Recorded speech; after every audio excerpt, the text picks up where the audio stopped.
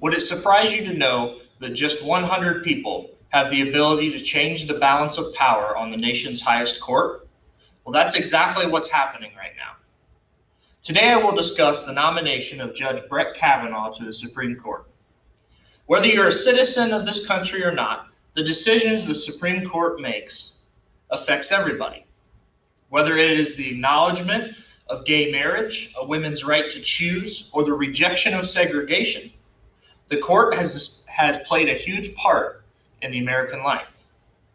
As someone who has taken part in the study of media law, and by extension the Supreme Court, I feel that I can accurately present this information to you today from various aspects of this news story. My speech today will provide you with a summary of the event, a discussion of the news coverage, and then my own account of that coverage of the event. Before we dive into the actual coverage of the event, it's first important to know what is actually going on. Judge Brett Kavanaugh was nominated by President Donald Trump to fill a vacancy on the Supreme Court after former Justice Anthony Kennedy retired in July. The court usually has 9 justices, but since the retirement of Kennedy, it currently only has 8, with 4 justices being considered conservative and 4 justices being considered liberal. Kavanaugh's confirmation to the court would shift the power on the court toward conservatives 5-4. According to the U.S. Constitution, once the president nominates someone, the Senate must then vote on that person before they are confirmed. Judge Kavanaugh's nomination is particularly contentious because, as I mentioned, his confirmation would tip the balance of the Supreme Court in favor of conservatives. This vote is actually held in public hearings that are conducted where senators ask questions of the nominee so that they can gauge that nominee's knowledge of law, their background, and their stances on important issues that may come before the court. Now that you have a general idea of the story itself, let's examine the coverage of this story in the media.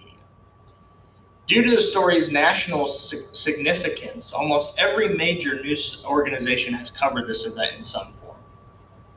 According to an article by Robert Costa in the Washington Post on July 9th, Kavanaugh was primarily nominated because of his anti-abortion stance. If you think about the president and his conservative views, Kavanaugh would align with that. Now, this account differs from the account of Samuel Chamberlain of Fox News. According to Chamberlain, on July 9th, Kavanaugh was nominated because of his traditionalist approach to the Constitution. So, he believes that Kavanaugh was nominated because he views the Constitution as written rather than a living document.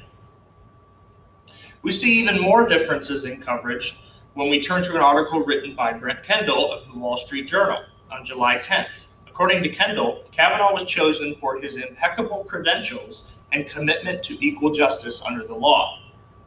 So we see differences here so far. We see one person saying that it's because of his stance on abortion. We see a second source that says, no, it's because of his traditionalist approach to interpreting the Constitution. And now third, we see a difference in the Wall Street Journal where they say it's because of his impeccable credentials and his commitment to the law. Finally, we see an idea that aligns more with the idea that Kavanaugh was nominated for his conservative stance on issues in Politico's coverage of this nomination. So according to Matthew Nussbaum on July 9th in Politico, Kavanaugh was nominated because he had a long track record of conservative rulings during his time as a lower court judge. So, as we've discussed the different coverages of this event, we can see that the same story is covered from a multitude of angles. With all this coverage in mind, I will now turn to my own account of the news coverage of this event. As we saw in the discussion of the coverage, news organizations have covered this event in a variety of ways and from various perspectives. There was bias present in each instance, in each source that I presented to you, because while there may have been presenting facts, they were omitting other facts that would have given a clearer picture of the coverage. For example, when I said the Washington Post said it was because he was against abortion, right? That is partly true. but it is also probably true that he is qualified and does have a commitment to the law and interprets the Constitution as a traditionalist. Another example is Fox's coverage, right? They say it's because he's a traditionalist. Well, that's true too, but it could be because he's a strong conservative as well. We see bias in everyday news coverage of big events such as this one, and this one's not immune from bias. Today I summarized this event so that all of you knew what was going on. Then I explained how the media covered this event. And then I gave you my own assessment of this coverage. As long as you remember to fact check your news, you will avoid falling victim to biased accounts of news and believing false information. I want to thank you for your attention today.